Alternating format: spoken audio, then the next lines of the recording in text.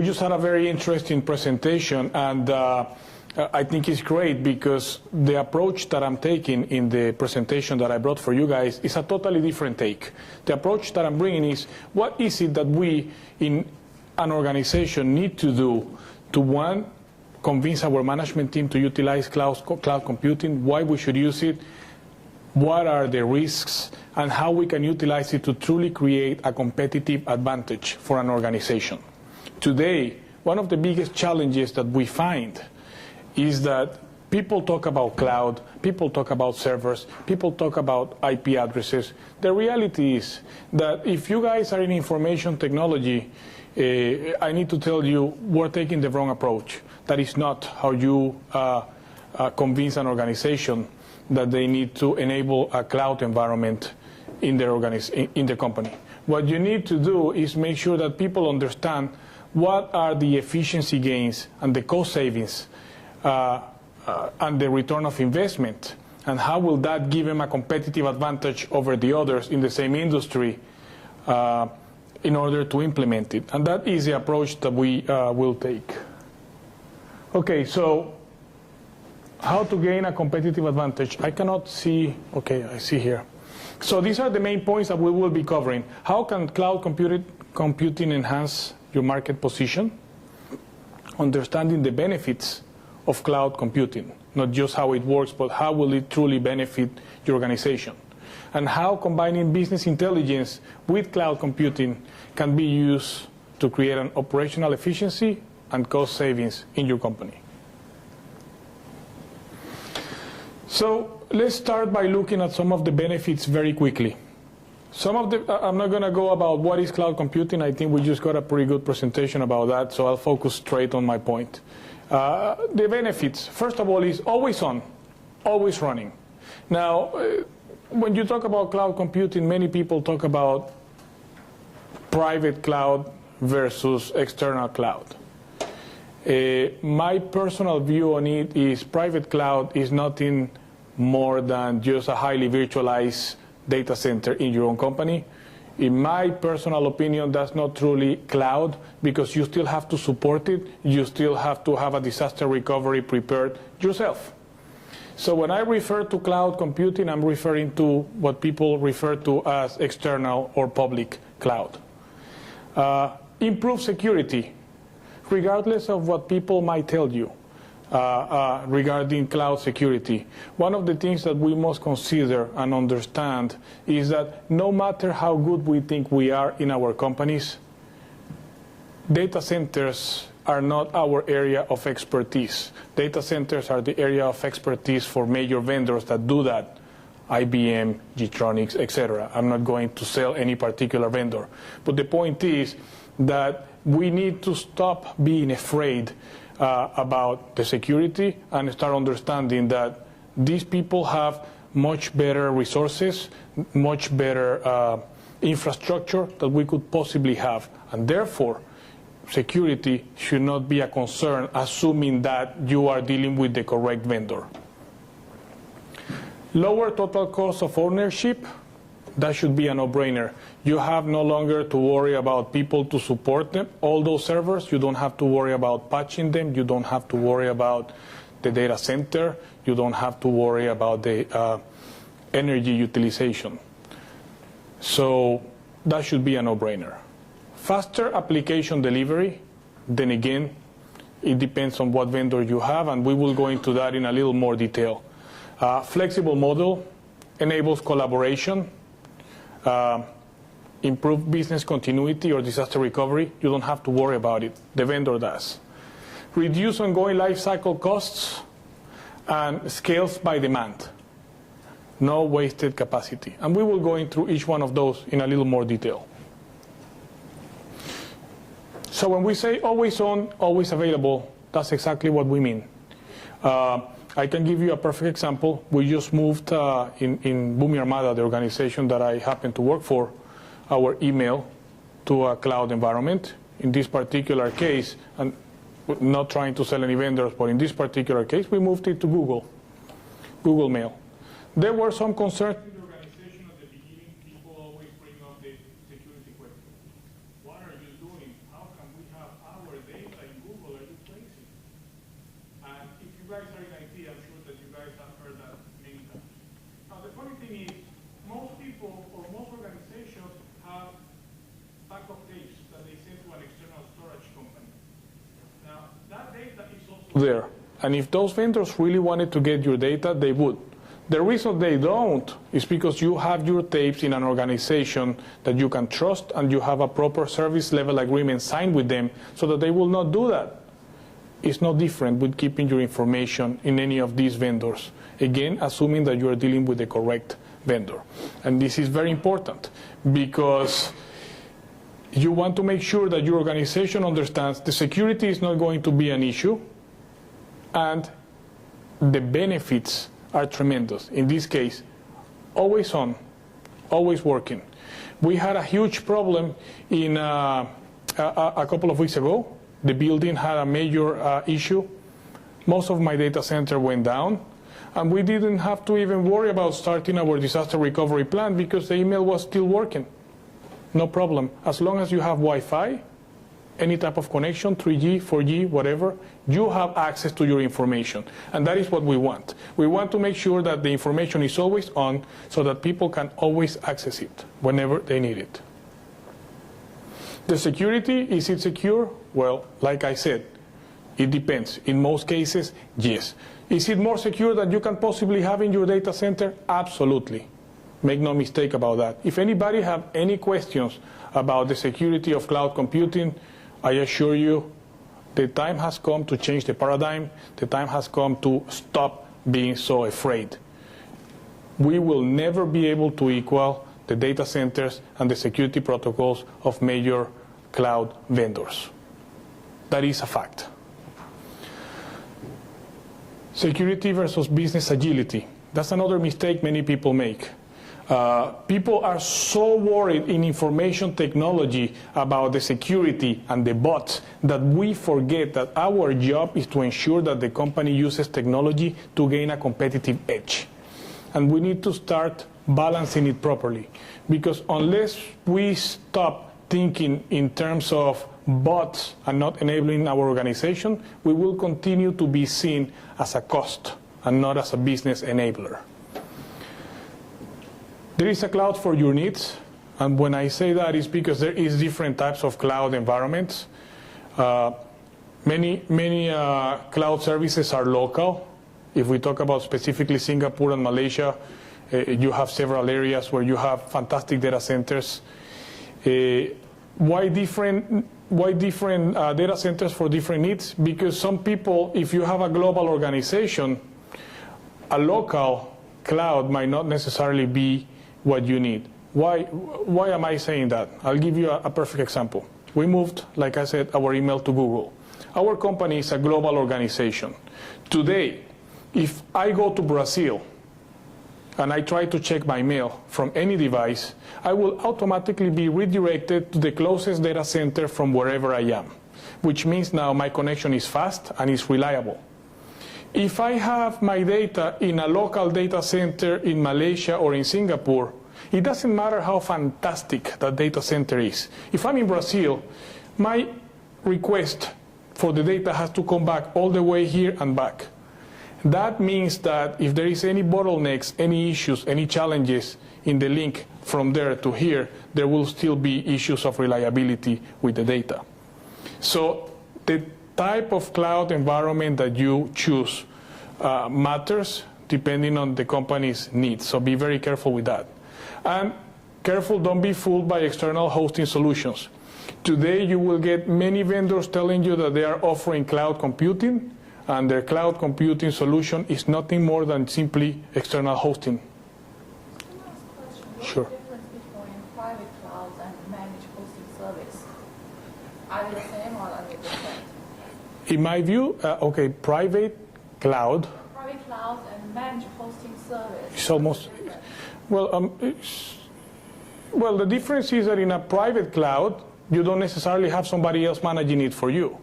But it's pretty much, in a private cloud, it simply means that you have a highly virtualized data center. A managed hosting service, you can also have a highly virtualized data center too, right? Correct. Correct. So they're the same thing. But, it's similar, very similar, yes. Here in this these two concepts, so I don't know exactly what's the difference. Well, that's exactly the point that I was trying to make. When people talk about private cloud, the reality is nothing more than a highly virtualized data center. A real cloud environment, the original concept of cloud is hosting it in a location outside of where you are, not only in a highly virtualized data center because that's simply hosting, but also with the capabilities, the real cloud concept, not what people are changing it to be now, with the capabilities of the data being replicated live so that wherever you are, you have access to the closest data center from where you are. That is the true concept of cloud. People have changed it. People have now made many different concepts out of it. That is not what cloud was originally, the concept of cloud was originally designed to be. But what people usually refer to as cloud is nothing more than external hosting. Total lower cost of ownerships, well, again, you're going to move from CapEx to OpEx. If you move to an external public cloud environment, you pay for the services. You normally don't have to worry anymore about servers, about maintenance, etc. So the cost savings are huge. The cost savings are very, very large. Specifically speaking, and I'd like to talk about what we've done because I want to be specific to give you good examples. In the organization where I work, we have about 2,500 employees today in 12 countries. This includes Latin America, Europe, Africa, the Caspian region, and of course Asia. We implemented Google Cloud. And what that meant for us is that we changed every single inbox for every employee in the company from 2 gigs of storage to 25. Now we're able to store the data or keep it in archives for 10 years. And assuming the difference of moving from 2 gigs per inbox to 25 in our current data center and in our disaster recovery, if we make those assumptions and we compare, the cost savings for us in the next 5 years are 18 million ringgits, which is, I don't know how much is that in Singaporean, but it's about $6 million US in savings in the next 5 years. Now, when we present numbers like that, that's what management understands. Management cares about efficiency gains, in this case, global availability, anytime, anywhere, 24/7. Efficiency gains and cost savings. Now we're talking about the areas where people want to know, and security, because once again, my data center is not more secure than Google's, than IBM's, than Getronics, etc. Reduce energy utilization, at least from our side, goes without saying, and that is today very important. It's seen as a very important matter for most organizations, so we want to make sure we comply.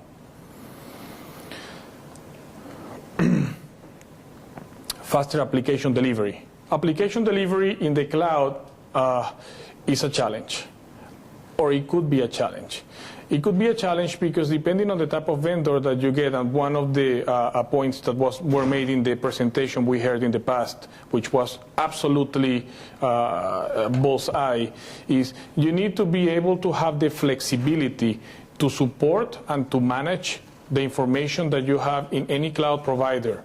And in order to do that, you have to make sure that 2 things happen. One, that you are dealing with an absolutely trustworthy known vendor, and 2, that the service level agreement is very clear about response times, about the availability that your team will actually have in order to manage the information that you have there.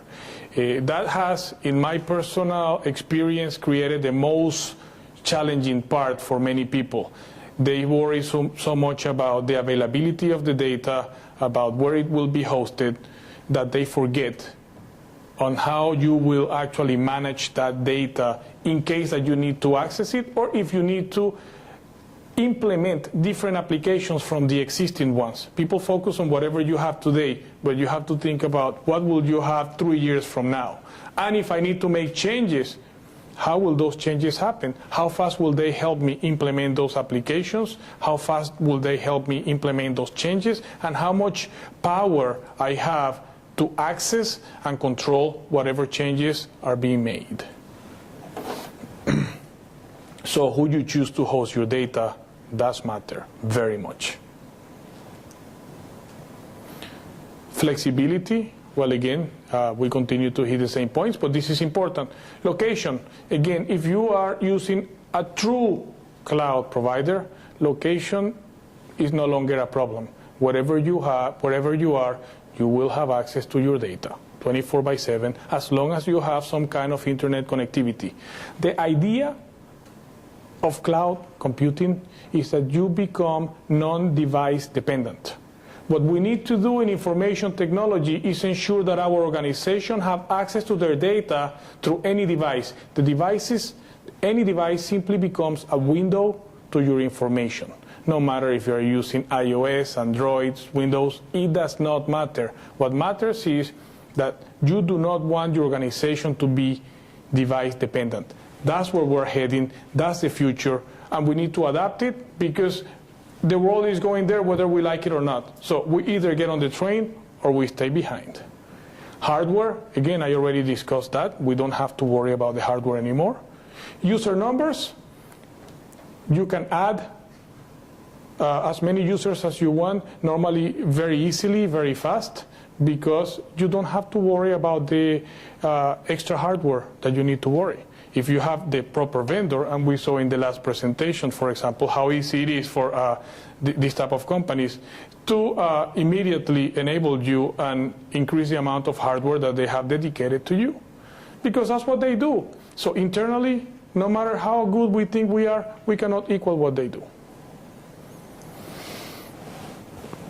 Collaboration. Everybody hears about that. Today, the reality is that for a company to be successful, you need collaboration, communication. Of course, business intelligence, and we'll talk about that in a minute. But you need to make sure, again, that you have access to your information. Information is power. Not just on email, but on everything else. Today, many people have collaboration tools. The idea is to make sure that the information you have in those tools, on those ERP systems, on anything, are accessible by everyone anytime. Enabling your management team to have access to what's truly happening in the organization real time will enable them to make faster decisions and better decisions because they have the latest information. Business continuity. What is IT disaster recovery? Disaster recovery is not the same as business continuity, as many people will tell you. Business continuity is an organization plan to get back up in case of a disaster. IT disaster recovery is the part that IT plays in the business continuity game. In this particular case, you don't need to worry about it because once you have implemented a full cloud environment, your information is not hosted in your data center. So if your organization, if there is a fire in your organization, if something terrible happens, if there is an earthquake, if there is no access to your work building, it does not matter because your company can continue to operate. If you have the correct vendor, once again, they have to worry about the proper disaster recovery. Your concern is to make sure that the service level agreement that you sign with these people tell you, I want my data to be accessible 99.9% of the time. These are the financial implications to you if you do not do it.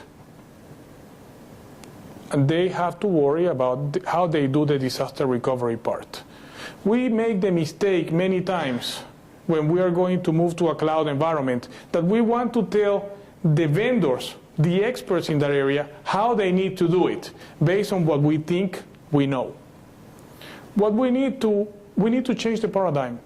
We simply need to make sure that you have a proper service level agreement that covers the security aspects, accessibility to your data aspects, and disaster recovery aspects.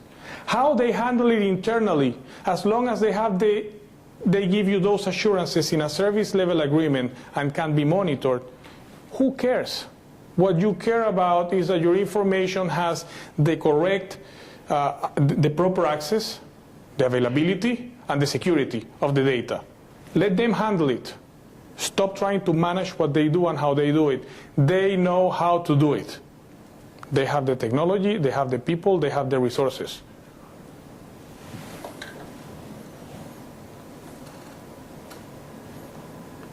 Well, reduce life cycle costs. Again, you never again have to worry about that for services that you move out to a cloud environment.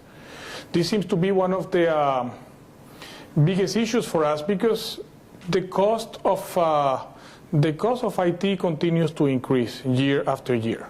And the reality is that every organization, it doesn't matter in what area, depends more and more on IT services. Connectivity, collaboration, communication tools, business intelligence, everything they do, whether people realize it yet or not, is depending more and more on information technology. But with that dependency also comes higher costs. More and more investments have to be done in terms of security, in terms of data center, training people. There is a lot of complexity, different type of equipment to support.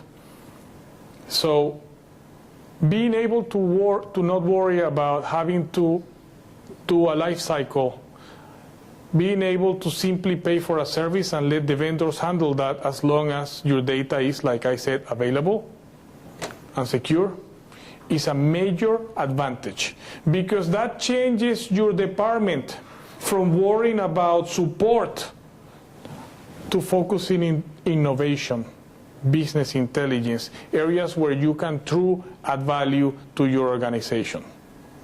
We need to stop making the mistake to think that in IT services we add value supporting servers, managing Exchange. Forget about that. Things have changed. Today we add value by making sure our organization has a competitive advantage. And to do that, you need to focus on innovation, application development, business intelligence. Let the experts handle the equipment and the security of your data. Worry about understanding the business and making sure that we are enabling them by being proactive and understanding what they do. We enable them to be more efficient and faster than the other people competing with our company. That is where we add value. And that is why cloud computing is so important, because it gives us the opportunity to change the paradigm from being seen as a cost to being seen as an organization that will help the company be better, faster, more reliable, and execute. And when I say execute, means we help them complete the tasks and goals that they promise to whatever customers your company has. Scalability, what does that mean? Well, it's simple, right? Like we said, we don't have to worry about having to purchase extra servers, extra equipment. We simply request from whoever is hosting our data that we need to add so many people. Let them handle and worry about how much equipment they need for that. What we want to make sure, we're paying per user to access the data that we need them to access. So it's absolutely scalable. For them, it's very easy to add equipment. They have the proper training and the proper contact with hardware organizations to ensure that this is done very fast. We heard in the last presentation it took them 2 hours. That's quite amazing, but that's what they do. I can't equal that in my data center. And I assure you, most of us cannot, unless we work for an organization that does that. That also means, of course, cost savings, reduce implementation time, reduce support costs, and reduce headaches. Focus on helping your organization grow instead of helping support the technical, forget about technical support. So what are the low-hanging fruits when we talk about cloud computing? Mobility. Again, if your data is in the cloud, in a cloud environment, it's accessible by any device, wherever you are, whenever you are. Virtual offices. It doesn't matter if I have an iPad, an iPhone, an Android device, an IBM PC, whatever. What you simply do is you connect online and you have access to all your information. Mobility is extremely important. No matter where your people are, they have access to their data. Collaboration, again, people have access to all the information they need. Communication. Business intelligence. Business intelligence, guys, is key. Business intelligence is key because today we are now enabling our organization to know what's happening financially and operationally in our company. Now, the next step is to make sure that people can access those tools from wherever they are and from whatever device they have. Because the future is also on bring your own devices. The future, the next generation, the generation that is coming is full of young people that are very savvy and have more computing power in their phone than we used to have in our houses 10 years ago. So these people want to be connected. These people want to have access to their data wherever they are, and they want to use the devices they like. So enable them. What you need to do is simply make sure that they have the accessibility to their data, and of course that we are able to find some level of control on what type of devices, on the security on those devices. Now I can tell you, I am currently working with Gartner because we were trying to implement bring your own device in the organization where I work. And there are some legalities and challenges that you might want to think about before you do that. For example, different countries have different laws regarding if somebody has the company data on their phone because we enabled it, and the phone gets stolen, for example, or lost for 2 days, do we have the right to wipe that data and also wipe their data? Who fixes the device if it breaks? So there are some legalities that change from country to country. Just small points for you to remember. But the point that I'm trying to make is we need to enable our organizations to access our data from any device. And we need to find a way to do it. We need to stop the bots, and I know I keep repeating that, but that's all I hear from IT everywhere I go. I talk to CEOs, and that's all they tell me. Chakib, the problem with IT is these people talk in technical support terms. They don't tell me what the cloud will do for me. They talk to me about, well, you know, your data will be in 3 data centers and we have so many IP addresses and this. They don't care. They want to know how a cloud environment will enable their organization to be better, faster, and save money. Digitalization. With cloud computing, we have an opportunity to digitalize data. What does that mean? In many organizations, you will find that today 50% or 40% of their documents, and in some cases more, are still on paper. On paper, somewhere in any other country, because it was always done that way. What we have an opportunity to do now is to digitalize it, meaning make it digital, put it on whatever collaboration tool that you use, and give access to everyone in the company to that data. Make it searchable. Why? Because business intelligence is not only about financial information, it's also about being able to see what's happening in your organization and take lessons learned from that. If somebody made a mistake in Nigeria and we are doing a project that is similar here, I would love to see what went right and wrong with their project, because that will enable me to do better. And people forget about the digitalization. People forget about all those old documents in drawers in Nigeria, Angola, or whatever else they are. Make them digital. Digitalize, and with a cloud environment, give everyone access to it reliably whenever they need it. Disaster recovery, we talked about that, and IT security, we also talked about that. Those are the low-hanging fruits. Those are the main areas that you can immediately attack and successfully achieve if you implement a cloud environment. So the time has come to make a change, not only in technology, but also in mentality. It's a mentality problem. We have the availability to do it. So are we up to it? It's up to each one of us. But I can tell you this, we get on the train or we get left behind, because this is the only way that things will happen in the near future. And if we don't do it for our organizations, somebody else will do it for our competitors, and we will be left behind. And with that, I don't have anything else to cover. Any questions? What else other than email have you put into the cloud? And what have you left behind? What are you keeping in your data center and your server? Okay, we have a plan to eventually move everything out. And again, focus on innovation and collaboration. Today, we have moved our main collaboration tool to a cloud environment. We have moved a couple of other tools like Documentum and email. We are in the process of evaluating to move our business intelligence tool together with our ERP systems to a cloud environment. This is a bit challenging simply because in our particular case, we're a marine company.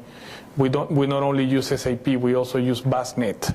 And our business intelligence tool gathers information from both. And having a host that can actually handle both together with our BI tool is proving to be a little bit challenging.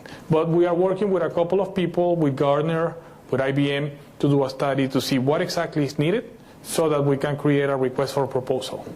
But the idea is that in the next 3 to 5 years, we will move everything to a cloud environment. The idea is that in the next 5 years, we will transform our information technology organization into a business intelligence department, into an innovation group, and an application building department. That is where we're going to focus our efforts, because that is where we add value to the organization. So when you say you're going to transfer everything to clouds, you mean public clouds, or just what's that? Absolutely.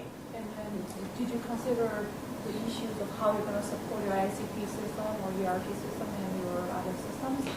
So you keep your application support staff in-house, or you're going to keep it somewhere else? Because cloud is basically infrastructure, right? You need to have end-to-end, make sure that you have end-to-end service. Absolutely.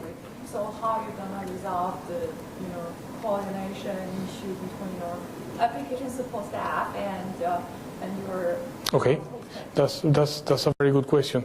I don't know if we recall that I was talking earlier about when we implement a cloud environment, one of the key areas is to ensure that you have a proper service level agreement that is very clear about what type of access you have in terms of applications. And yes, the idea of moving into a cloud environment is not that we're going to lay off everyone in IT. No. The idea is to adapt and change. Like I said, in some areas, we're going to focus on innovation, but we will always have to have a department that is focused on infrastructure, because even though most of our servers are outside, we need to make sure that we understand what is going on in the market and that whatever vendors that we have are giving us that. And in terms of application, because we will continue to have certain level of support for our ERP system in terms of customization, in terms of supporting the actual tool, in this case BASnet and SAP. I don't care. I don't care about how they are maintaining the system. What I care about is that it has the security that I need, that it has the accessibility and the speed that I need from anywhere, and that I have the proper access to it to make any changes and customizations that I need for my organization. What I cannot focus on is I want it to be in 2 servers or 3 servers, or you host it in Singapore or in Venezuela. I don't care. I want to make sure that my data is accessible, and yes, that my application support department has access to what I need it to have access to. But you are absolutely right. We need to keep an application support department. And if you want, you can also outsource the whole thing. I don't recommend that, because you need customization. And customization, if you completely leave it to somebody else, might cost you a lot more than keeping 2 or 3 specialists in your organization. So for the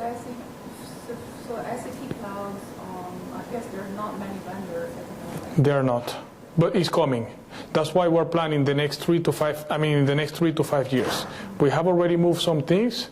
There are vendors that are working on several other areas, and you can be sure that in the next 3 to 5 years there will be availability to move everything to cloud.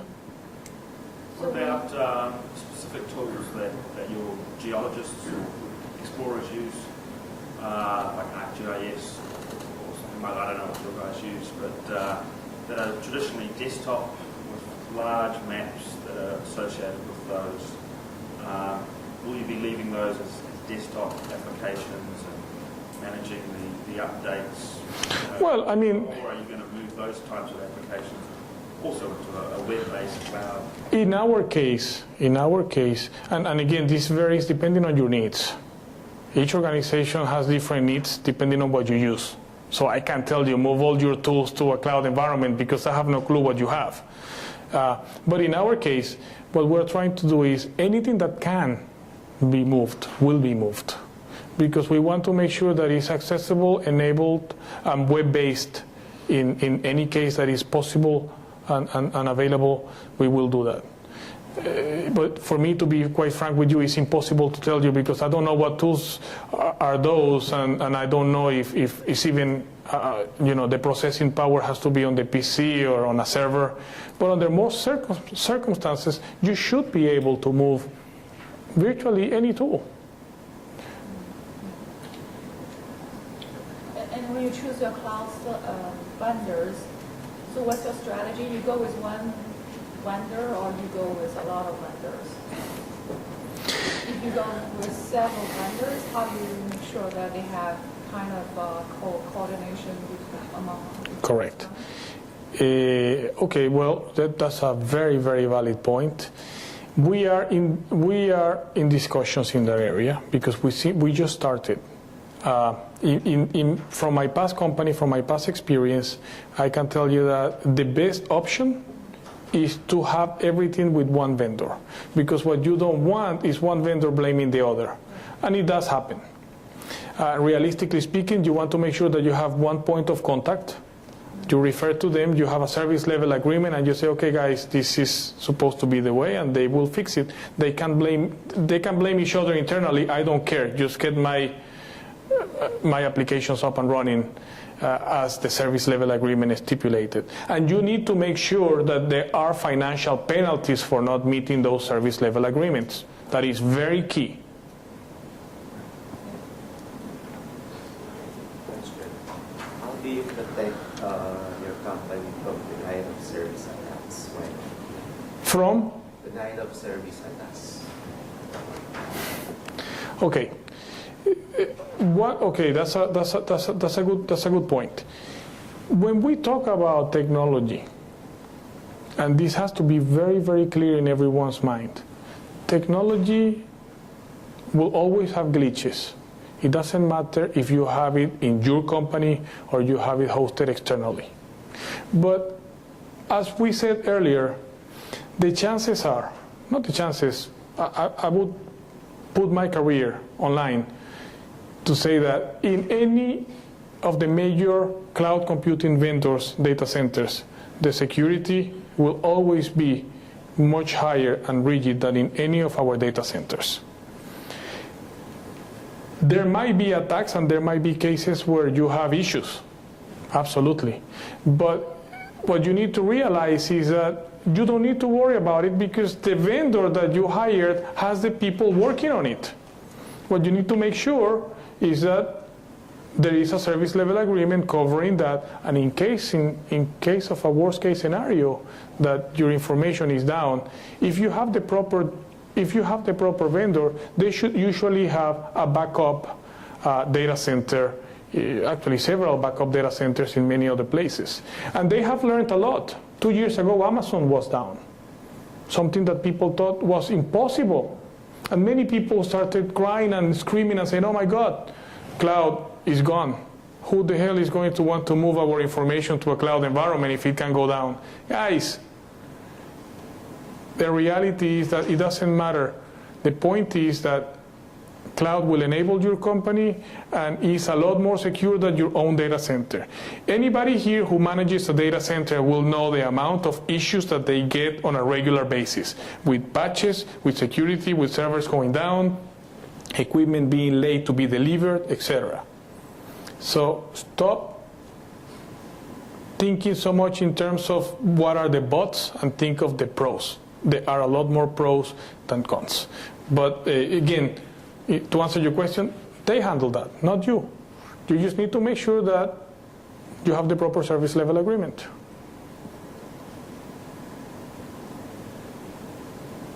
The major vendors that you know, they do usually have all the services that they can give or we usually require.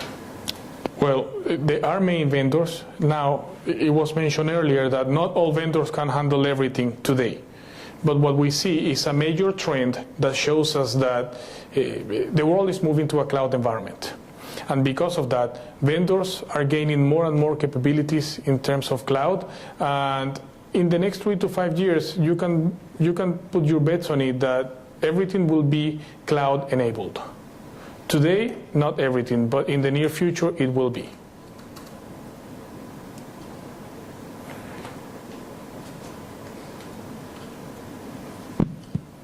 Any other questions? Yeah. So with this, probably we'll end this session.